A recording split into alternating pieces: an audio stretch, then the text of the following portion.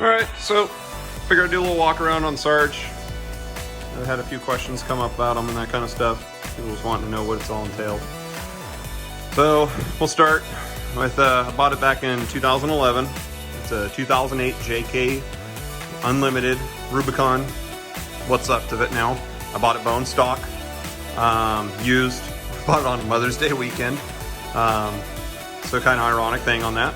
But anyhow, over the last, let's see here, 9 years, it's obviously changed a lot. Originally I started off with the 6 or 5.5 inch or 6 inch Terraflex long arm. Did great. 37s. You know, I was stuck in the old TJ world. It's what I used to have. Then broke front axle first time out on the Rubicon, just above, just before Buck. Limped it back to Walker, or not Walker Creek, Ellis Creek. Camped there for a few days, came home. So it was what it was. Ended up getting different chromoly shafts for the front and wheeled it the rest of the season. Also smashed a fender, which will actually go around here. That's why I ended up going with flat fenders. So anyhow, I smashed the fender. You can actually see the old body damage. Rock actually came inside the door, drug across the whole entire thing underneath here. So it's all hidden. So also tore off the fender flare. So I went, fine, put flat fenders on you. Well, 37s then looked way too small with the 6 inch lift. So went 40s. Ran the 40s on stock Dana 44s. Well, kind of stock. They were fully built, I should say. Stock housings. Then trussed them, sleeved them, Spentec hub conversion, RCVs, chromoly rears, trussed rear.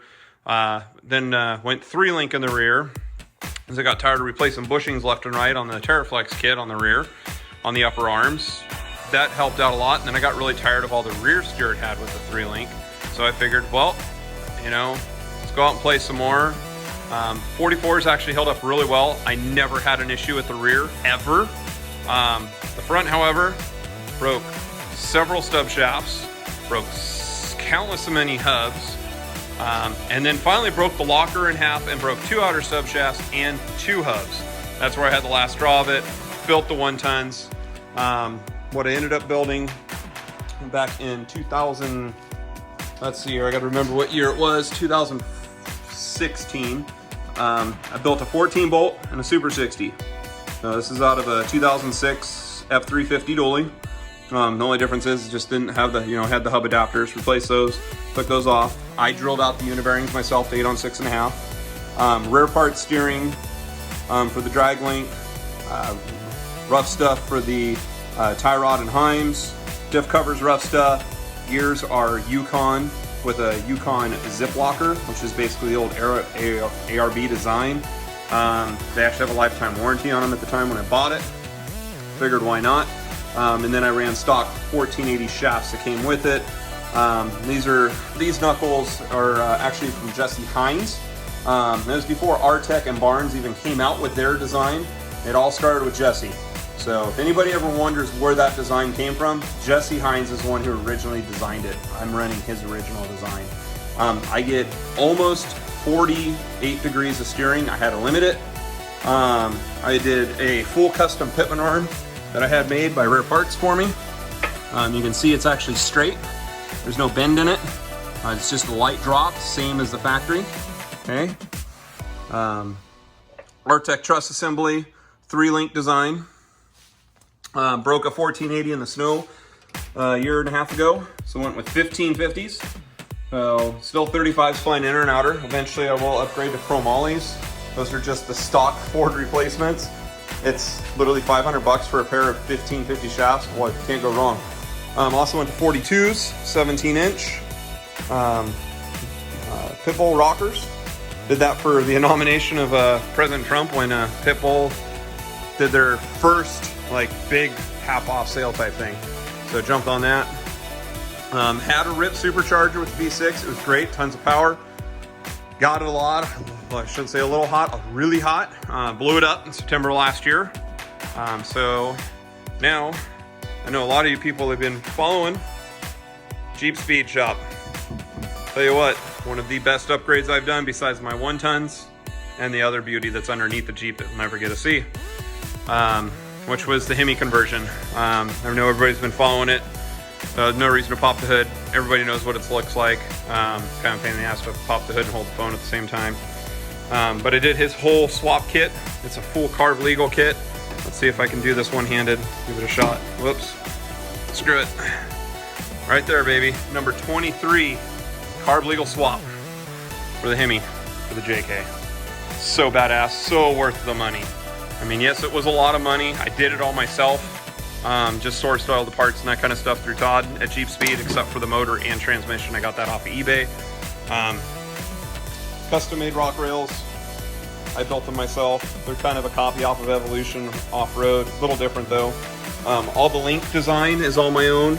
2.25, 380 wall using metal cloak ends. Upper links are 2-inch 250 wall with metal cloak rod ends. Rear is a 14 bolt.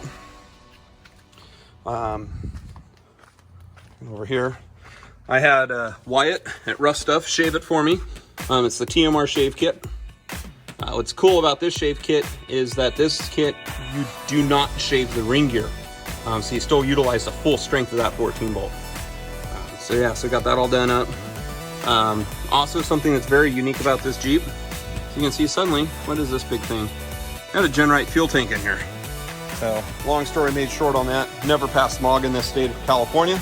So I am gonna do a TJ tank. So I will lose 5 gallons of fuel to it. It is what it is. I love the tank though. The design was flawless. Works really well. Curry anti-rocks, front and rear. Some people argue about them, saying that, you know, you don't get flex, this and this and that. Well, guess what? 1135 on the metal cloak CTI with 12-inch travel shocks. Yeah, you heard that right. 12-inch travel shocks. So you can't tell me Currys don't flex. It's a load of crap. So I will lose, you know, yeah, I probably lost 30 points by putting them on. Who cares? I'd rather take that stability on the trail any day of the week than being able to have a whole half an inch more flex than someone else. So anyhow, let's slide underneath here where all the magic's also happening. One badass 4-speed Atlas. It's a 272 reduction box in the front, which you can see right there. And then the Atlas is a 4.3 case. So it gives me 11.7 to 1. 1350 CV, 1410 at the other end. Eventually that will be 1410. This driveline's starting to show quite a bit of wear. It's been pretty beat up. The bad spot was cut out of it when I shortened it for the longer transmission. True dual exhaust, Flowmasters. Next up is coilovers eventually. Front's all 1350. Custom drivelines. Both front and rear drivelines are made by B&W drive shafts up out of Auburn. So they do beautiful work. So you see the backside of the 60. It's see the bottom of the Hemi, the new 8-speed. I have a skid plate coming from TNT Customs. They're the only ones that I can see that actually offer a bolt-in skid plate for the Hemi conversion. Otherwise, everybody else, you got to kind of retrofit them. Jeep Speed's transmission mount. I don't have my flat bottom skid on here yet. It's got it sitting in the corner. But then you can turn back around. And the other really unique thing about this Jeep, look at that. We got a triangulated 4-link. The lowers aren't as triangulated as the uppers. I try to keep them somewhat triangulated. I didn't want to space them in too much because I wanted to keep some good off-road stability. I mean, you still get a really good off-road stability, don't get me wrong, with the double triangulated. But it is used for street too, so I needed that durability, you know, the drivability for the street as well. So I kind of had to find the happy medium. I used the link calculator. It's pretty decent on how everything's at. I forget the exact amount, but it hooks, it goes, it climbs, it works really, really well. No complaints by it. But other than that, everything's looking really good. Thought everybody would like to check it out. I'll just go over a few of the things that are done on it. Have ham radio, super chips. I just basically use it just for watching stuff that's going on with the engine. That's all it does right now for me because of the Hemi. I'm going to do a HP tuner setup eventually. shifters for the Atlas. New 8-speed or shifter out of Challenger for the 8-speed. I still got to finish building the center console. You know, a couple miscellaneous things, air compressor, that kind of crap. So full cage by Synergy. I welded it all in myself. Made a great addition. It does tie into the frame. It does go through the actual dash, into the floor, through the floor and into the frame. It is bushing at the frame to kind of help with drive harmonics and that kind of stuff. So, but yeah, I mean, this is Sarge.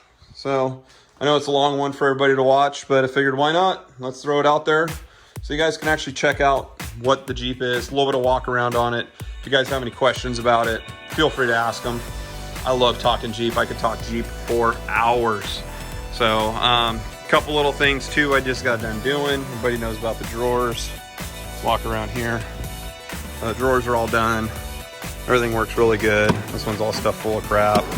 So this one's a little more difficult to do because it's on an actual set of locking style. So these actually lock. So, and they're adjustable. So, and then cool little bracket too. You guys ever check out? This is made by Agency 6. Check them out, man. Great company, American made, local company too. Guy that owns it, phenomenal dude. His name's Ken. So yeah, I name dropped you, buddy. So rough stuff. Of course, another Agency 6 product. You know, I'm running Warren stuff. You know, all my D-rings, you know, these are more look more than anything, but they're actual rated D-rings, not the cheap Smitty built crap. But yeah, full custom bumpers. I built the bumpers myself years ago. I'm just a cheap bastard. If anything I could do myself, I'd rather do it myself. I try not to buy too much. Like I said, even the rear suspension's all my design. Even the tire carrier and rear bumper, I built all that. So it's my own build.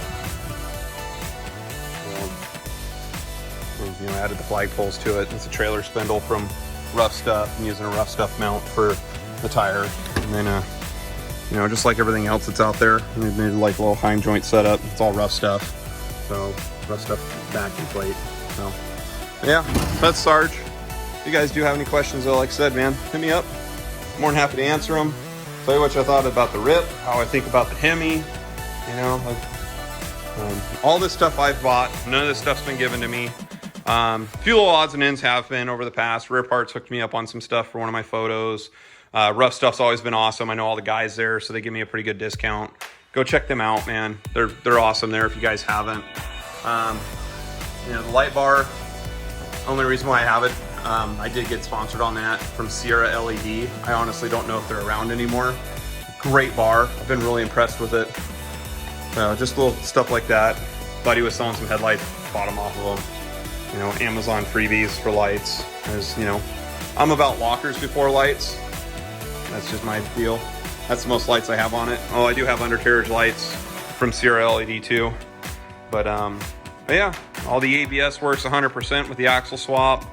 I just did the math with the 60-tooth tone rings that are in the stock Ford hubs, because at that time, again, the whole swap thing was still all kind of new. I mean, even the R-Tech truss was still new to the market. They didn't really have much of an answer for the ABS system, but that's what I do for a living in the suspension tech, or was, I should say. I moved on, and now I'm doing heavy duty fuel trucks. This is what I'm working on now. So anyhow, so that's Sarge. Hope all's well. Until I'm bored out of my mind. It's really hot. I'm waiting on my skid plate from TNT. Otherwise, I'd be up on the Rubicon this weekend.